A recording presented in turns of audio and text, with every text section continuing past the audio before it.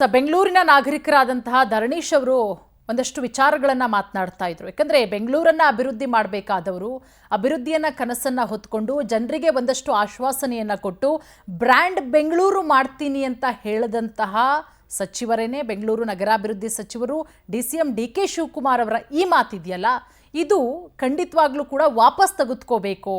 ಯಾಕಂದ್ರೆ ಅಧಿಕಾರಿಗಳಿಗೆ ಇವ್ರ ಮಾತು ಏನಿದೆ ಅದು ಕೆಲಸ ಕಾರ್ಯಗಳನ್ನು ಮಾಡೋದಕ್ಕೆ ಬಹಳಷ್ಟು ತೊಂದರೆ ಆಗುತ್ತೆ. ಅಧಿಕಾರಿಗಳು ಕೂಡ ಕಾರಣ ಕೊಡ್ತಾರೆ, ಸ್ವತಃ ಸಚಿವರೇ ಹಿಂಗೆ ಹೇಳಿದಾರಲ್ಲ, ನಾವೇನು ಮಾಡೋದಕ್ಕೆ ಸಾಧ್ಯ ಅಂತ ಹೇಳಿ ಧರಣೀಶ್ ಅವರು ಮಾತನಾಡ್ತಾ ಇದ್ರು. ಈಗ ದಿವ್ಯಾ ಚಂದ್ರಧರ್ ಅವರಿದ್ದಾರೆ, ಯುವ ಉದ್ಯಮಿ.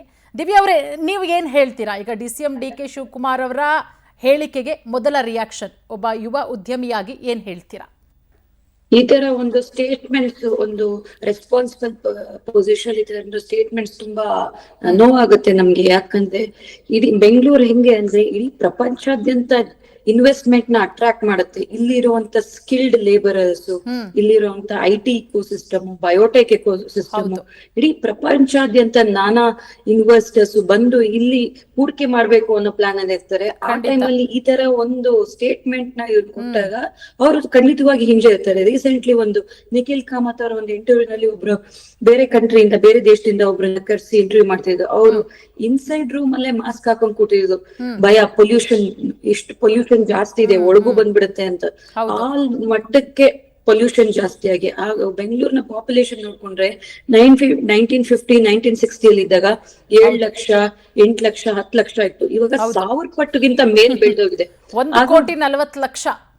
1,40,00,000 ಈ 1000 ಪಟ್ಟು ಮೇಲ್ ಬೆಳೆದೋಗಿದೆ. ಅದಕ್ಕೆ ಬ್ಲೂ ಪ್ರಿಂಟ್ ಏನಿದೆ, ಫ್ಯೂಚರ್ ಡೆವಲಪ್ಮೆಂಟ್ಸ್ ಮಾಡ್ತಿದೆ, ಬಿಯಾಂಡ್ ಬೆಂಗಳೂರು ಅಂತ ಏನ್ ಮಾತಾಡ್ತಿರೋ ಅದಕ್ಕೆ ಪ್ಲಾನ್ಸ್ ಏನು.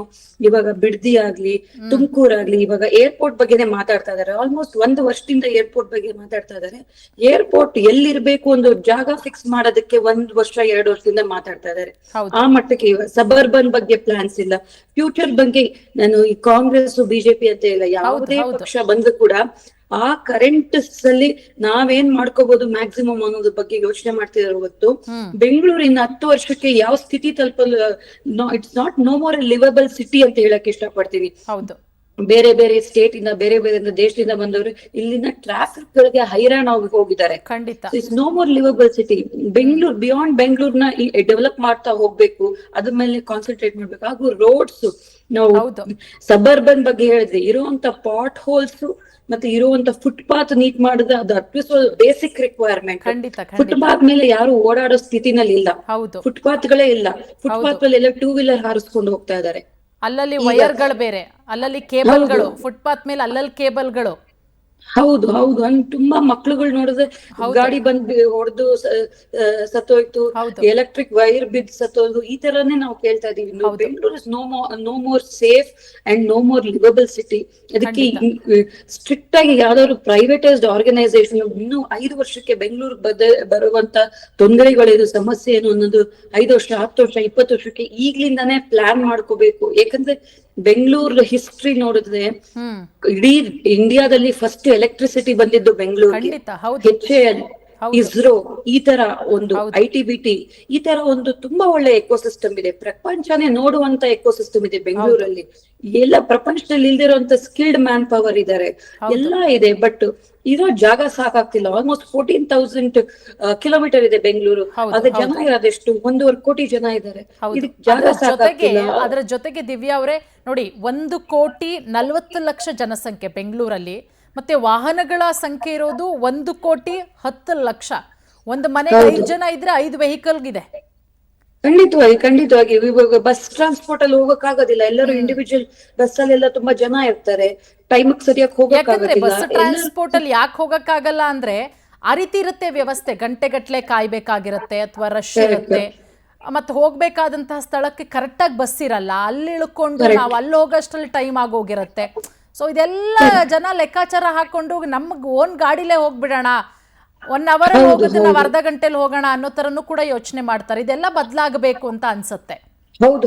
ಬೆಂಗಳೂರ್ನ ಸಿಂಗಾಪುರ್ ಮಾಡ್ತೀನಿ ಅಂದ್ರೆ, ಸಿಂಗಾಪುರ್ ಅಲ್ಲಿ ಎವ್ರಿ 300 ಮೀಟರ್ಸ್ ಅಲ್ಲಿ ನೀವು ಮೆಟ್ರೋ ಸಿಕ್ಬಿಡುತ್ತೆ. ಆ ಸ್ಥಿತಿಗೆ ಬೆಂಗಳೂರು ಬರ್ಬೇಕು. ಹೌದು, ಇಲ್ಲಿ ನಾವು ಮೆಟ್ರೋ, ಮನೆಯಿಂದ ಮೆಟ್ರೋ ಸ್ಟೇಷನ್ ನಮ್ ಗಾಡಿ ಪಾರ್ಕ್ ಮಾಡಿ ಮೆಟ್ರೋ ಸ್ಟೇಷನ್ಗೆ ಹೋಗಿ ಒಬ್ಬೊಬ್ರು 2 ಗಾಡಿ ಇಟ್ಕೊಂಡಿರ್ತಾರೆ. ನಿಮಗೆ ಗೊತ್ತು, 2 ಬೈಕ್ ಗಳು ಇಟ್ಕೊಂಡಿರ್ತಾರೆ. ಅಲ್ಲಿ ಇಳಿದ ಮೇಲೆ ಒಂದು ಗಾಡಿ, ಇಲ್ಲಿ ಮನೆ ರೀಚ್ ಆಗೋಕ್ಕಿಂತ ಮುಂಚೆ ಒಂದು ಗಾಡಿ, ಮಧ್ಯದಲ್ಲಿ ಮೆಟ್ರೋ.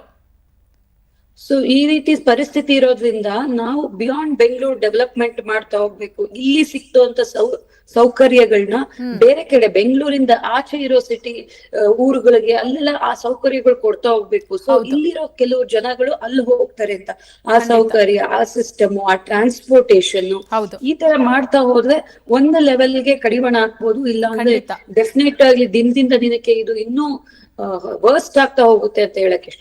ಖಂಡಿತ ದೇವಿ ಅವರೇ, ಧರಣೀಶ್ ಅವರೇ, ಒಂದಷ್ಟು ಅದ್ಭುತವಾದಂಥ ಮಾತುಗಳನ್ನ ಹೇಳಿದ್ರಿ ನೀವು.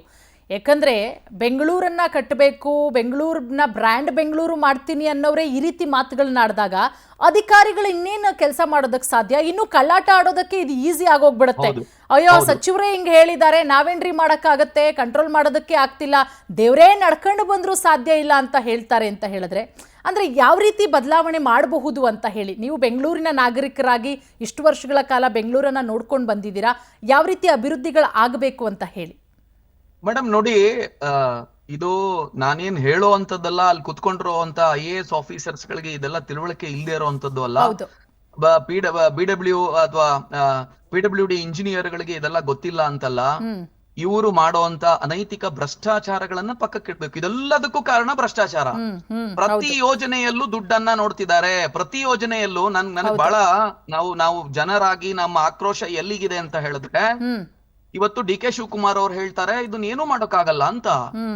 ಆದ್ರೆ ಅವರವರ ರಾಜಕೀಯವನ್ನ, ಅವರ ಬದುಕನ್ನ, ಅವ್ರ ಮನೆಯನ್ನ ಕಟ್ಕೊಳ್ಳುವಾಗ, ಅವ್ರ ಹೆಂಡತಿ ಮಕ್ಕಳಿಗೆ ಆಸ್ತಿ ಮಾಡುವಾಗ ಅವ್ರು ಯೋಚನೆ ಮಾಡಲ್ಲ, ಇದು ತಲೆ ಯೋಚನೆ ಮಾಡ್ತಾರೆ. ನಾನ್ ಹೇಳೋದು, ನಿಮ್ಮ ಕುಟುಂಬಕ್ಕೊಂದ್ ಮನೆ ಕಟ್ಟುವಾಗ ನೀವು ಎಷ್ಟು ಸಾರಿ ಆರ್ಕಿಟೆಕ್ಟರ್ನ, ಇಂಜಿನಿಯರ್ನ ಕರ್ಕೊಂಡ್ ಬರ್ತೀರಿ, ಪ್ಲಾನ್ ಮಾಡ್ತೀರಿ, ಕೆಡಿಸ್ತೀರಿ, ಹೌದು. ಆದ್ರೆ ಒಂದು ರಸ್ತೆ ಮಾಡುವಾಗ ಒಂದ್ ಪ್ಲಾನ್ ಅನ್ನ ತರುವಾಗ ನೋಡಿ, ಇದು globalisation effect, economic liberalisation effect 90s ನಲ್ಲಿ 2000 ಅಲ್ಲಿ ಬಂತು. ಆ ಬಂದಂತ ಸಂದರ್ಭದಲ್ಲಿ ವಾಟ್ ಡಿಡ್ ಯು ಆಂಟಿಸಿಪೇಟೆಡ್? ಇದು ಬಂದಾಗ ಬಂಡವಾಳ ತಗೊಂಡ್ ಬಂದ ತಕ್ಷಣ ಫ್ಯಾಕ್ಟರಿ ಬರುತ್ತೆ, ಎಂಪ್ಲಾಯೀಸ್ ಬರ್ತಾರೆ, ಬೇರೆ ಬೇರೆ ರಾಜ್ಯದಿಂದ ಜನ ಬರ್ತಾರೆ, ಮಾರ್ಕೆಟ್ ಬೆಳೆಯುತ್ತೆ, ವ್ಯಾಪಾರ ಬೆಳೆಯುತ್ತೆ. ಇದೆಲ್ಲ ನಿಮ್ಗೆ ಗೊತ್ತಿರ್ಲಿಲ್ವಾ?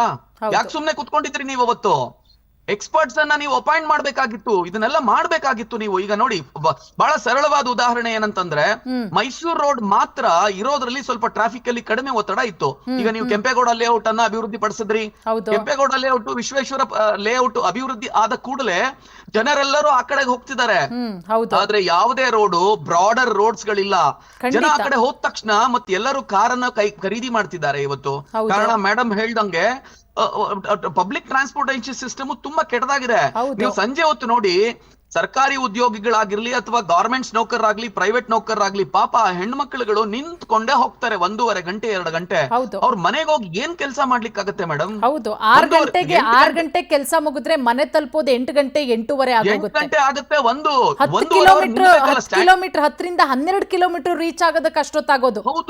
ಹೌದು, ಫ್ರಸ್ಟ್ರೇಟ್ ಆಗ್ಬಿಟ್ಟಿರ್ತಾರೆ. ಮತ್ತೆ ಸ್ಟ್ಯಾಂಡಿಂಗ್ ಇದೆಯಲ್ಲ, ಪಾಪ ಅವರು 1.5-2 ಅವರ್ 8 ಅವರ್ ಕೆಲಸ ಮಾಡಿ 1.5-2 ಅವರ್ ನಿಂತ್ಕೊಂಡು ಮನೆ ತಲುಪಿದಾಗ ಅವ್ರ ಆರೋಗ್ಯ ಏನಾಗುತ್ತೆ, ಅವ್ರ ಪೇಷನ್ಸ್ ಏನಾಗುತ್ತೆ, ಮಾನಸಿಕವಾಗಿ, ದೈಹಿಕವಾಗಿ ಆರೋಗ್ಯವನ್ನೆಲ್ಲ ಕಿತ್ಕೊಳ್ತಾ ಇದೆ. ಹಾಗಾಗಿ ಇವರು ಭ್ರಷ್ಟಾಚಾರವನ್ನ ಬಿಡಬೇಕು, ಇವರು ಸ್ವಾರ್ಥಗಳನ್ನ ಬಿಡಬೇಕು. ಮತ್ತೆ ಇದೆಲ್ಲ ವ್ಯವಸ್ಥೆಗೂ ರಾಜಕಾರಣಿಗಳು ಎಷ್ಟು ಕಾರಣನೋ ಅದಕ್ಕಿಂತ ಹೆಚ್ಚು ಕಾರಣ ಈ ರಾಜ್ಯದಲ್ಲಿರುವಂತಹ ಇಂಜಿನಿಯರ್ಗಳು. ನೀವು ಈ ಇಂಜಿನಿಯರ್ಗಳು ಮಾಡ್ತಿರೋ ಪ್ರತಿಯೊಂದು ಕೆಲಸ ನೋಡಿ, BBMP ಅವ್ರನ್ನ ನೋಡಿ, PWD ಅವ್ರ ನೋಡಿ, ಎಲ್ಲ ಕೆಟ್ಟ ಕೆಲಸಗಳೇ. ನೀವು ನೋಡಿ, ಡಿವೈಡರ್ ಗಳನ್ನ ಹಾಕ್ತಿದ್ದಾರೆ ರಸ್ತೆಗಳಿಗೆ. ಒಂದು ಸೈಂಟಿಫಿಕ್ ಮೆಥಡ್ ಇಲ್ಲ, ದುಡ್ಡು ಮಾಡ್ಬೇಕು, ಡಿವೈಡರ್ ಹಾಕ್ಬೇಕು. ಎಲ್ಲೆಲ್ಲಿ ದೊಡ್ಡ ಅಪಾರ್ಟ್ಮೆಂಟ್ ಗಳಿದೆಯೋ, ಅಪಾರ್ಟ್ಮೆಂಟ್ ಗಳಿಗೆ ಎಲ್ಲೋ ಒಂದ್ ಕಡೆ ಲಕ್ಷಣಕ್ಕೆ ಭಂಗ ಬರ್ದಂಗೆ 2-2.5 ಫೀಟ್ ಡಿವೈಡರ್ ಹಾಕ್ತಾರೆ. ಎಲ್ಲಿ ಕೇಳೋರಿಲ್ವೋ 6 ಫೀಟ್ 5 ಫೀಟ್ ಡಿವೈಡರ್ ಹಾಕ್ತಿದ್ದಾರೆ. ಅದಕ್ಕೂ ದುಡ್ಡು ಹೋಗ್ತಾ ಇದೆ. ಆ ಕಾಂಕ್ರೀಟ್ ಬ್ಲಾಕ್ ಗಳಿಗೆ ದುಡ್ಡು ಹೋಗ್ತಿದೆ. ಇದು ಜನರ ದುಡ್ಡು. ನೀವ್ ಹೇಳ್ತೀರಿ ಜನರ ಹತ್ರ ದುಡ್ಡಿಲ್ಲ, ಸರ್ಕಾರದ ಹತ್ರ ದುಡ್ಡಿಲ್ಲ ಅಂತ. ಇದೆಲ್ಲ ಕಡಿಮೆ ಈಗ ಅಭಿವೃದ್ಧಿ ಮಾಡೋದು ಹರೋಹರ ಅಂತಾರಲ್ಲ, ಟ್ಯಾಕ್ಸ್ ದುಡ್ಡು ಏನ್ ಮಾಡ್ತಾ ಇದ್ದಾರೆ? ಹೌದು, ಅಚ್ಚುಕಟ್ಟಾದ ನಮ್ಮ ಚಪ್ಪಡಿ ಕಲ್ಲುಗಳಿದ್ದನ್ನ ಪಾಲಿಶ್ ಮಾಡಿ ಹಾಕಿದ್ದ ಕಾರ್ಪೊರೇಟರ್ಗಳು ಇವತ್ತು ಅದನ್ನೆಲ್ಲ ತೆಗೆದು ಕಾಂಕ್ರೀಟ್ ಬ್ಲಾಕ್ ಹಾಕ್ತಿದ್ದಾರೆ. ಸ್ಮಾರ್ಟ್ ಸಿಟಿ ಹೆಸರಲ್ಲಿ ದರೋಡೆ ಮಾಡ್ತಿದ್ದಾರೆ. ಆ ಕಾಂಕ್ರೀಟ್ ಬ್ಲಾಕ್ ಗಳು ಸರಿಯಾಗಿ ಕ್ಯೂರಿಂಗ್ ಆಗದೇನೆ ಧೂಳೆದೊಳ್ತಾ ಇದೆ. ಎಲ್ಲ ಅಂಗಡಿಗಳ ಮುಂದೆ ಧೂಳೆದೊಳ್ತಿದೆ. ಆ ಧೂಳೆದ್ದಿರೋದು ಅಲ್ಲಿರುವಂತ ಎಷ್ಟೋ ಜನರಿಗೆ, ನಾಗರಿಕರಿಗೆ, ಅವರಿಗೆ ಉಸಿರಾಟ ಸಮಸ್ಯೆಗಳು ಶುರುವಾಗ್ತದೆ. ಆದ್ರೆ ಧರಣೀಶ್ ಅವರೇ, ಬೆಂಗಳೂರು ದೆಹಲಿ ಆಗೋದ್ರಲ್ಲಿ ಎರಡೇ ಮಾತಿಲ್ಲ, ಸಾಕಷ್ಟು ವರ್ಷಗಳು ಬೇಕಾಗಿಲ್ಲ. ದೆಹಲಿ ಕಾಸ್ಮೋಪಾಲಿಟನ್ ಸಿಟಿ ಆಗಿ ದೆಹಲಿಗೆ ಪಕ್ಕದ ಸಮಸ್ಯೆಗಳಿವೆ. ಅಂದ್ರೆ ಪಕ್ಕದ ರಾಜ್ಯಗಳ ಬೆಳೆ ಸುಡುವಂತದ್ದು ಅಥವಾ ಅದನ್ನ ಕೂಳೆಯನ್ನ ಸುಡುವಂತ ಸಮಸ್ಯೆ ಇದೆ. ಆದ್ರೆ ಇಲ್ಲಿ ಆ ಸಮಸ್ಯೆ ಇಲ್ಲದೆ ಇದ್ರೂ ಸಹ ಇದು ದೆಹಲಿಯಾಗಿ ಮಾರ್ಪಾಟಾಗ್ತಾ ಇರೋದು ಬಹಳ ದುರಂತದ ವಿಚಾರ ಇದು. ಹೌದು. ಹಾಗಾಗಿ ಸ್ಟ್ರಿಕ್ಟ್ ಆಗಿ ಇವ್ರ ಮಂತ್ರಿಗಳು ಸ್ಟ್ರಿಕ್ಟ್ ಆಗಿ ಅಧಿಕಾರಿಗಳಿಗೆ ಹೇಳಿ ಟಾಸ್ಕ್ ಅನ್ನ ತಗೊಂಡು ಅವ್ರಿಗೆ ಸಂಬಳ ಕೊಟ್ಟಿದ ತಕ್ಕನಾಗಿ ಕೆಲಸ ಮಾಡಿಸ್ಕೊಂಡು ಪ್ಲಾನ್ ಮಾಡಿದ್ರೆ ಬೆಂಗಳೂರಿನಲ್ಲಿರುವಂತ ಜನರು ಬೆಂಗಳೂರು ಸೆಂಟ್ರಲ್ ಇರಬೇಕು ಅಂತ ಯಾರು ಬಯಸೋದಿಲ್ಲ. ಅವರನ್ನ ಸಿಟಿಯಿಂದ ಹೊರಗಡೆ ವಾಸ ಮಾಡ್ಲಿಕ್ಕೆ ಅನುಕೂಲಕರವಾದಂತಹ ವಾತಾವರಣವನ್ನ ನಿರ್ಮಿಸಿ ಶುರು ಮಾಡಿ. 2 ವರ್ಷದಲ್ಲಿ ಒಂದಿಷ್ಟು ಬದಲಾವಣೆ ಆಗುತ್ತೆ. ಖಂಡಿತ. ದಿವ್ಯಾ ಅವರೇ ಯಾವ ರೀತಿ ಬದಲಾವಣೆ ಆಗಬಹುದು ಅಂತ ಹೇಳಿ, ಯಾವ ರೀತಿ ಬದಲಾವಣೆ ಮಾಡ್ಬೇಕು ಅಂತ ಹೇಳಿ. ಫಸ್ಟ್ ಬೇಸಿಕಲಿ ಇನ್ನು ಕಾರ್ಪೊರೇಟರ್ ಎಲೆಕ್ಷನ್ ನಡೆದಿಲ್ಲ. ಹೌದು. ಇಟ್ಸ್ ಬೀನ್ ಐ ಥಿಂಕ್ 7-8 ವರ್ಷ ಆಯ್ತು. ಒಂದು ಎಲೆಕ್ಷನ್ ಮಾಡಕ್ ಆಗ್ತಿಲ್ಲ ಇವ್ರಿಗೆ. ಎಲೆಕ್ಷನ್ ಮಾಡಿದ್ರೆ ದಿವ್ಯಾ ಅವ್ರು ಮಾತಾಡ್ತಾ ಇದ್ದಾರೆ. ಏರಿಯಾ ಕಾರ್ಪೊರೇಟರ್ಸ್ ಇಲ್ದೆ ಹೇಗೆ ಒಂದು ಮ್ಯಾನೇಜ್ ಮಾಡ್ತೀರಾ? ಯಾರು ಜವಾಬ್ದಾರಿ ತಗೋತಿಲ್ಲ ಇವಾಗ.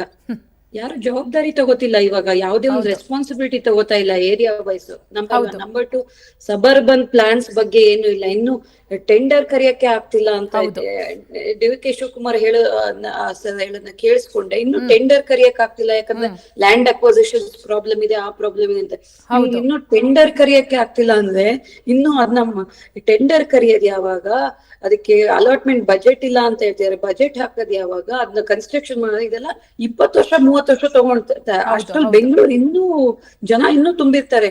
ನೀವೇನೇ ಡೆವಲಪ್ಮೆಂಟ್ ಮಾಡೋ ಅಷ್ಟರಲ್ಲಿ ಜನ ಇನ್ನೂ ಡಬಲ್ ಆಗ್ಬಿಟ್ಟಿರ್ತಾರೆ. ಆವಾಗ ನೀವ್ ಮಾಡ್ಕೊಂಡ್ರೆ ಅಲ್ಲಿಗಲ್ಲಿಗೆ ಸರಿ ಹೋಗ್ತಾ ಇದೆ. ಸೊ ಏನಿದ್ರು ಇವಾಗ ಒಂದು ನೀಲನಕ್ಷೆ ಅನ್ನೋದನ್ನ ಮಾಡ್ಲೇಬೇಕು.